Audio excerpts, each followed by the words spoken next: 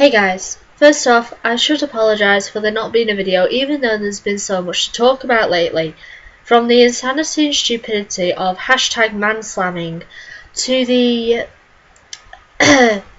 utter, I don't really know what to make this, public toilets being sexist. I still don't get that one.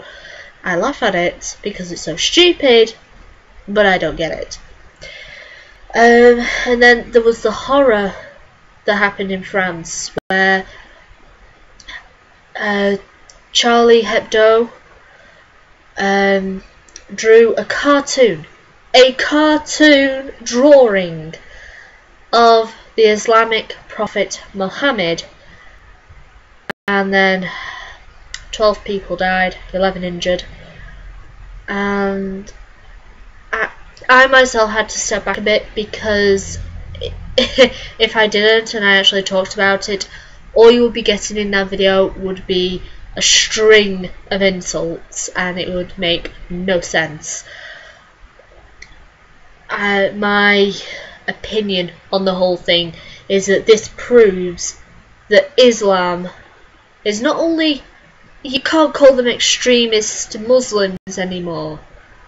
You have to say that the whole tree is rotten with a few good apples, because to say these are Muslim extremists is to imply that there are a few bad apples. No, the whole religion needs to have a serious look over. And it also proves that Islam seems to be more touchy-feely about certain subjects than feminists are about, well, the patriarchy that they love to fantasise about. But this ugly mug of mine, who's still in my work hat, brings you on your lovely video screen a video from Nightlight. My opinion on this video, in fact, is that it is a load of bullshit. As most of my opinions are in these videos.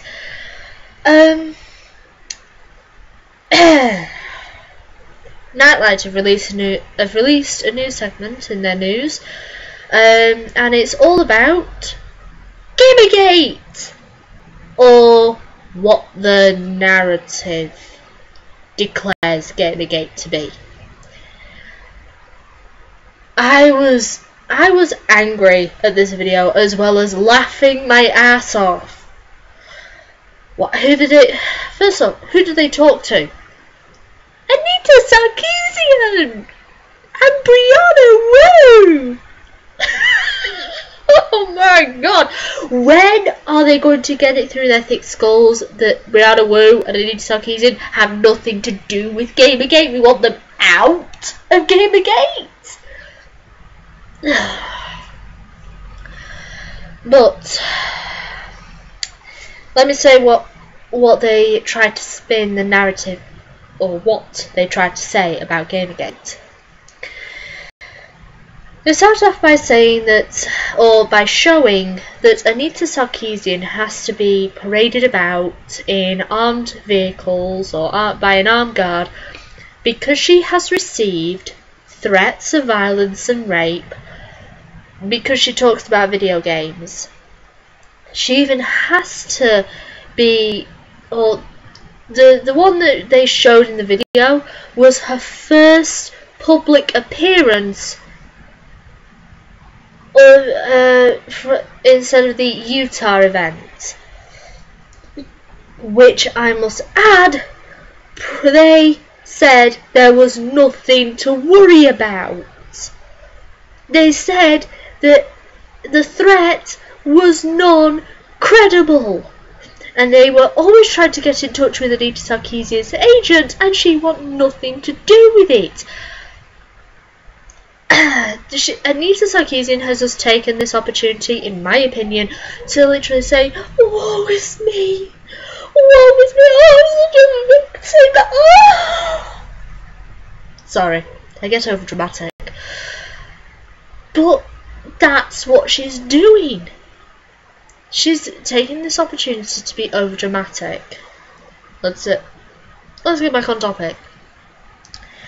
There's they then start to say that Anita Sarkeesian critiques video games. I more or less say she complains about video games and makes no sense during the complaining. And that when she started complaining about the video games, she got harassed, she got threatened, and somehow this led to Gamergate. First off, I want to say something. Nightlight, you, just like every other freaking mainstream media news outlet, need to get your fucking facts straight. First off, Anita got trolled.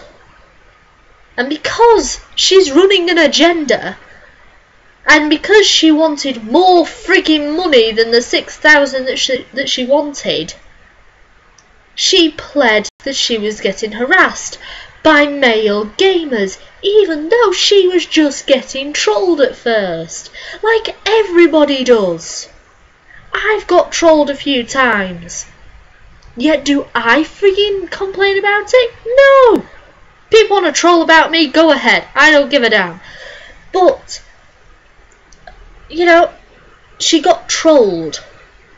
As some of these trolls, yes, were vile. I will say that. Some of the trolling was vile. But she gave these meaningless trolls power. She proved to them that they could get to her. That they could psych her out. But in the end, she used their meaningless words to get more of the money so that she can create, what, 3 videos? I don't care if they're in parts or 3 videos. And we're still waiting for 10 more. And that was 2 years ago. 2 years ago.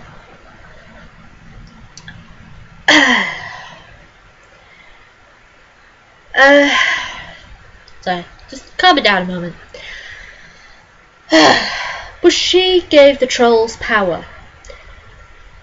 Now, while people who play video games try to say, "Look, Anita, this is not what video games are about," she still said that they were harassing her. They still said that they threatened her, and nobody did that. We were merely trying to make a discussion. Why? Because she closed off ratings and comments. How else are we going to say, "Anita, we don't agree with you"? How else except by making videos, therefore giving her proof, essentially, that we are harassing her when she turns off ratings and comments? Tell me now. Don't say send an email, because we don't believe that she actually reads them from us. Unless they're part of her little feminist clique or a little agenda clique, she won't read any other emails. I sent her one a few months ago. I still haven't got a reply from her. Anyway, and they say in the video, or Nightlight continues on, that this harassment led to Gamergate. Again, I want to freaking slap Nightlight. The harassment or the trolling of Anita Sarkeesian did not lead to Gamergate. It did not even start with Zoe Quinn, no matter how much she thinks of herself. No, you want the true start of Gamergate? Nathan Grayson. But the thing is, you won't run that story. Why? It's one simple fact. Nathan Grayson has a dick. He's a dude, or a guy, and, or more than that, he is a white male. And because he's a guy, it doesn't make for an interesting story. I can see the headlines. Or I can see the people in the boardrooms. Oh, what we got in the social media today? Oh, we've got something called Gamergate. What was it started from? A guy named Nathan Grayson. Give me a bit more. Linked to a woman named Zoe Quinn. Run it. You know, Zoe Quinn's linked to it. Why? Because Nathan Grayson mentioned her in his articles. That's when we started to feel something a bit fishy, I suppose, something a bit not right. I mean, Nathan Grayson's articles have always been a bit, but, you know, we started to sense that something was not right. Yet it was linked to Zoe Quinn because he wrote about her. It was later discovered that he was sleeping with her, as prior to my knowledge of Gamergate in the early months. But then, that's when the embers of Gamergate started. We started to actually look into where the articles are leading and everything else like that. But the day the Gamergate truly started, the day the Gamergate became Gamergate, was when 10 articles came out declaring that gamers are dead from several gaming websites. That was the day that Gamergate came out. So, what is Gamergate then? You may ask. Well, it is about uncovering and exposing the unethical practices of gaming journalists within the gaming world. That is Gamergate. Not the harassment of women. And considering that Gamergate has several women and several minorities within Gamergate, within it, even though that they claim us to be sock puppet accounts, no. That is what Gamergate is. We have women in there, we have minorities in there. We have blacks, Asians, trans, straight, gay, women, men.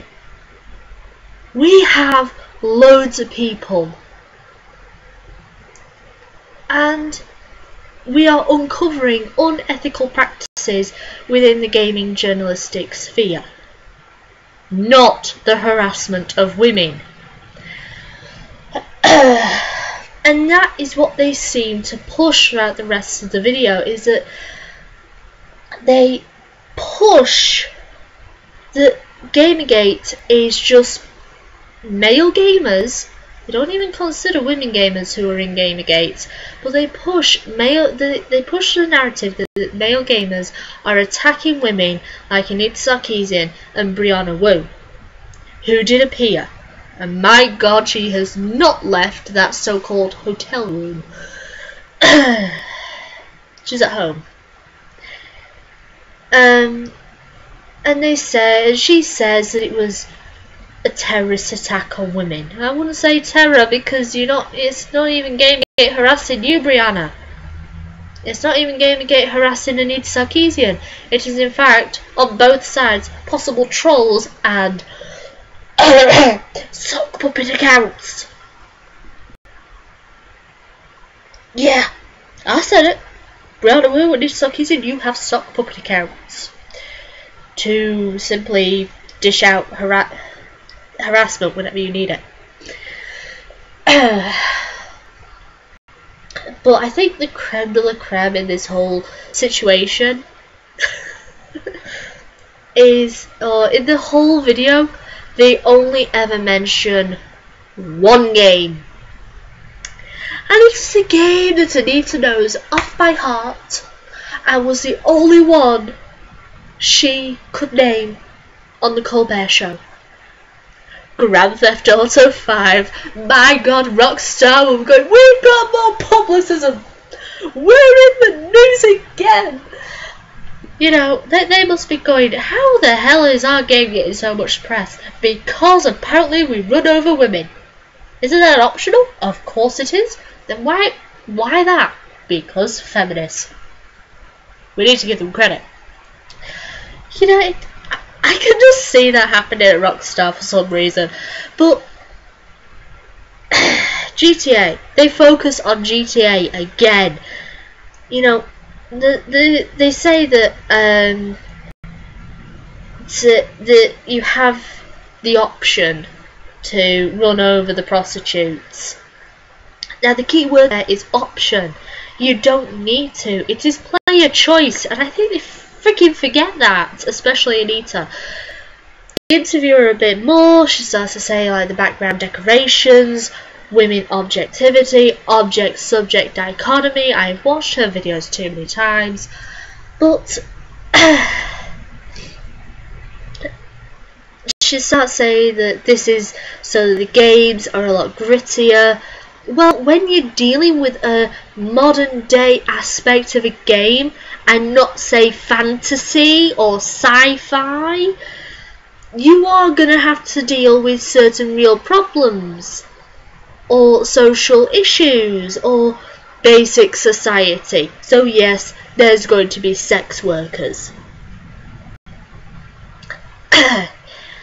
And they say like how, oh, you're just there to kill women, and no, how many men do you kill, Anita? How many men do you kill on every freaking mission? How many men who are policemen do you kill in that game? No. You know, it starts saying things like that. She then starts to talk about Watch Dogs and how you can. She brings up the fact that women are killed so that it makes the vigilante. I haven't played Watch Dogs, so I don't know the protagonist's name, but it makes the vigilante chase the guy that's that killed or harmed the woman.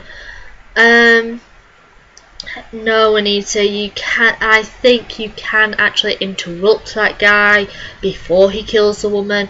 But may I just say, I have seen games where men are killed and the protagonist has to go chase the killer because the man was killed. You want a game? Lara Croft Angel of Darkness. Not one of the best Tomb Raider games, but I played it. A guy died and Lara has to chase the killer. Ha! They then kind of go off from Anita and start talking about how there are games out there with strong female protagonists. Not surprising, they did bring up Tomb Raider because that game is one of the more female-driven games, with it being Lara Croft. They brought up her reboot as saying more clothing and less curves. In my opinion, the reboot is not as good as the Tomb Raider 2 and the other Tomb Raider games,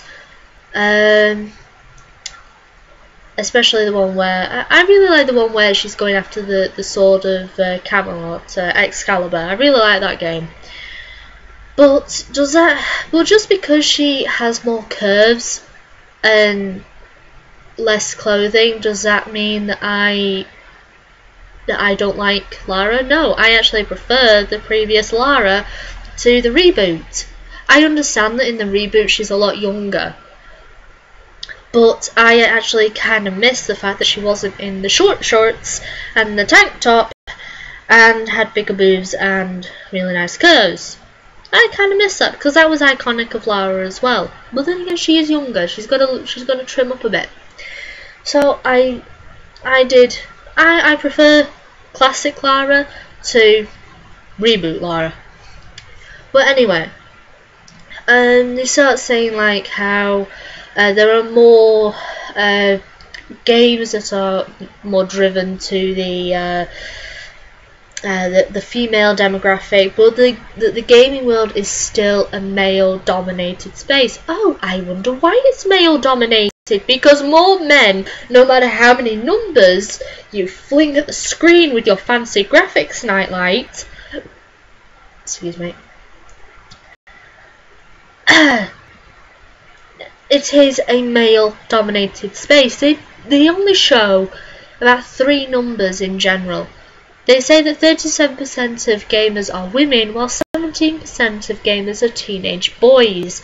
Well, compare women to teenage boys.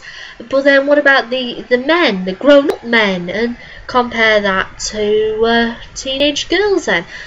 As I said, they only show those two numbers, as well as the $21 billion or currency that we as a society spend on games, where the gaming industry outranks the movies and the music world. Not surprising, really, especially when you can download music straight from YouTube or any other site, and you can see a movie when it comes out on DVD.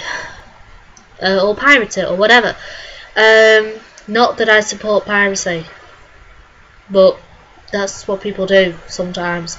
But yes, the gaming world is it is vast, and it is still growing, and there are still many people who are interested in it.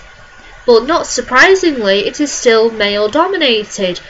Why? Because no matter how much you look at it, it's still a technical job, and women prefer social jobs. You know, that's what they prefer. Mentally, they might not actually say it, but that's it's like a biological clock, I think. You don't really know your biological clock, and you just do it.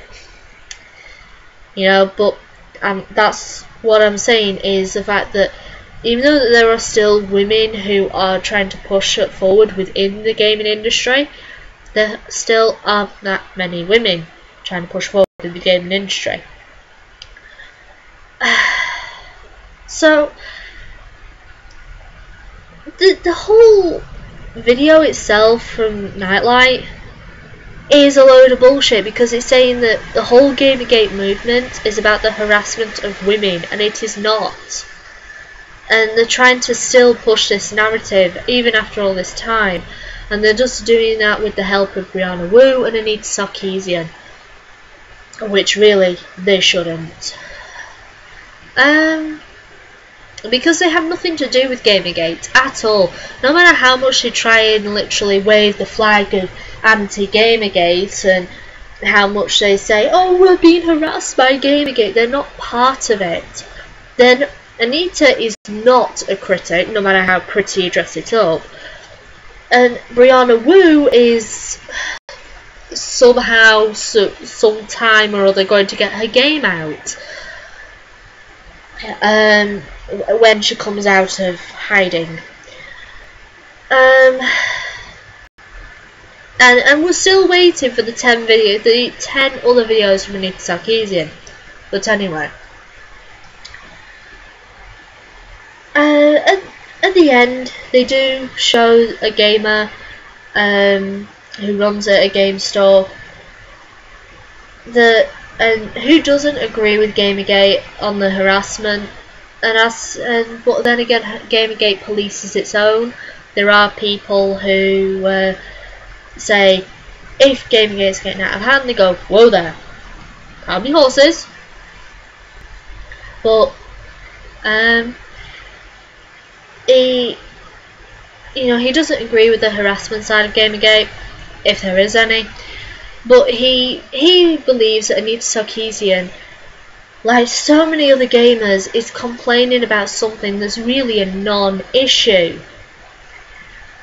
And he's right. It's a non-issue. He says that it's fantasy. It shouldn't matter. No matter what Anita Sarkeesian says, how it affects the real world. I'm sorry, I'm still waiting for dragons out of Dragon Age to freaking come down so I can slay them. That's not going to happen in the real world. I'm going to play Dragon Age to actually fight the dragons. You know, if video games are affecting the real world, how come I don't see more women dressing up as either Valentine or your favourite Anita, Bayonetta? And how come I don't see more men practicing to get their muscles so freaking huge, like Ryo Hanabusa or Akuma, and then walking around in a ripped, torn karate gi going, Hariyusa! You know, that. You know, how come I don't see that in the streets? Oh, it's real world. It's not being affected. Why? It's fantasy. And guess what? You can be anything you want in fantasy. You can be a fairy. You can be a friggin' anime character with godlike powers. You can be a royal knight of the highest decorum. You can be anything. It is fantasy. And there is a clip in there that it shows a girl gamer, also called Girl Gamer, playing a game, and how she's getting talked to or talked at by male gamers. Like, one of the lines was, "Are you an archaeologist? Because I've got a big bone right here." That's trash talk, love. That is trash talk. That's not harassment. That's just trash talk. You give it back. You know, just like say something. I'm sure it's not that big of a bone. You know, you give trash talk. Trash talk is meant to distract you, especially when you are playing a game, like Call of Duty or Mass Effect multiplayer or things like that. You trash talk each other. It's a competition. But throughout all of this, I have to do this for Anita. She has finally learned to turn the Xbox controller on! That's the only thing I praise Anita for! Because, you know, there is a part where she's actually playing with the Xbox controller and it's turned on, because it actually shows the controller. She's actually pointing it down so you can see the green light, and it pans up to her ugly mug. But it's just like, you know how to turn Xbox controller on, Anita! Yeah! You're learning! Oh, but still, this video was just a pile of bullshit! Nothing about that video was true about Gamergate, and it was more of Anita and Brianna Wu complaining, which is what they seem to do best. Just complain, whinge, bitch. Complain, whinge, bitch, be a crybaby, and possibly be so not what feminism is about. You know, that they're playing the victims. They're playing the victims rather well, because they're making money off it. But yeah, be professional victims. Get your money. Get your money's worth. If you want to be professional victims, if you want to make a job of whinging, crying, and everything else, be my guest. But in my opinion, Nightlight, that video, that segment was a load of bullshit. You need to get your facts straight. Stop trying to push this narrative that Gamergate is all about harassing women, because it's not. And that's my opinion, guys. Comment below your thoughts and leave a link in the description below to this horrible Nightlight video. Or whatever. I think I've been saying it wrong. It might not be Nightlight, but anyway. Alright. Bye, guys.